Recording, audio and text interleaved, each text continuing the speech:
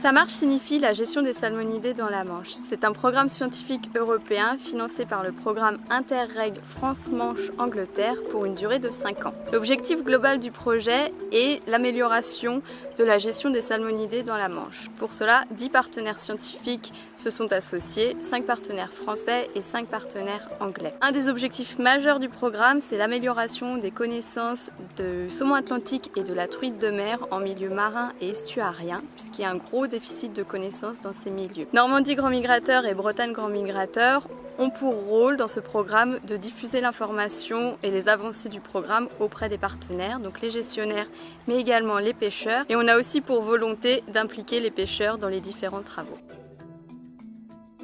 Alors dans le cadre du programme SAMARCH, il y a 4 groupes de travail, dont le groupe de travail numéro 2 qui a pour objectif de faire la cartographie génétique des truites de mer sur toutes les zones de la façade Manche en France et en Angleterre. Pour faire cette cartographie génétique, les scientifiques de l'INRA ont besoin de prélèvements d'ADN. Et donc l'une des choses les plus simples pour prendre de l'ADN, c'est de prélever les écailles sur les truites de mer. Donc les associations Bretagne Grand Migrateur et Normandie Grand Migrateur ont souhaité sensibiliser les pêcheurs pour que lorsqu'ils capturent une truite de mer, ils puissent faire un prélèvement d'écailles, puis ensuite nous remonter les écailles qu'on transmettra aux scientifiques.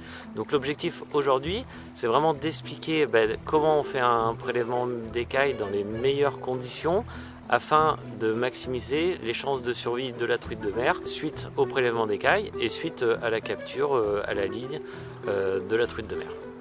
On va faire un prélèvement d'écailles sur un finoc, une petite truite de mer là. 2 choses à respecter, on a un filet sans nœud avec des mailles caoutchouc pour qu'elle soit bien à l'aise dedans. On l'a prise un peu plus haut, on est venu se mettre sur un radier dans peu d'eau, elle a le courant de face, l'eau est propre. Après on va juste prélever quelques écailles, la mesurer et on va la remettre. Donc pour prélever des écailles, ce que j'ai trouvé de plus pratique sur ces poissons un peu frais là, ça reste un couteau qui est pas du tout affûté. On la pose à plat et on doit prendre les écailles entre la ligne latérale là et à l'arrière de la nageoire dorsale. Elle est toujours dans l'eau, elle respire parfaitement.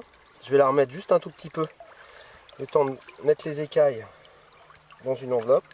Je vais juste la mesurer et après on va lui rendre sa liberté.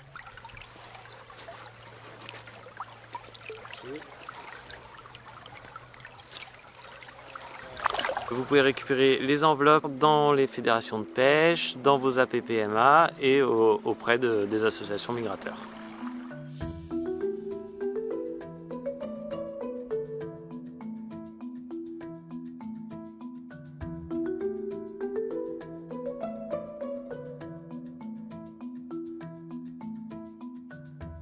Alors les écailles sont analysées à la manière des stries d'arbres. On a des stries également de croissance et en fonction de l'écartement entre ces stries, on peut deviner l'âge du poisson. On a des stries très resserrées qui représentent donc la rivière. Ensuite le poisson décide de partir en mer, donc on a d'un coup des stries qui sont extrêmement écartées. Et ensuite elle continue à se resserrer, donc comme on peut le voir ici, ce qui indique un premier hiver en mer, puis un deuxième. On demande aux pêcheurs en général de prélever une dizaine d'écailles, parce que celle-ci est très lisible, mais parfois il arrive que le poisson perde ses écailles, et dans ce cas-là en fait on a une perte d'information totale, puisque l'écaille repousse, mais à partir du moment où elle a disparu. Du coup toute cette partie-là est perdue, cette écaille donc est illisible. La position également est importante, on prélève au-dessus de la ligne latérale, parce que voilà, je vais vous montrer une écaille qui a été prélevée sur la ligne latérale. On a ce canal qui nous empêche de lire l'information puisqu'on la lit juste à cet endroit-là normalement.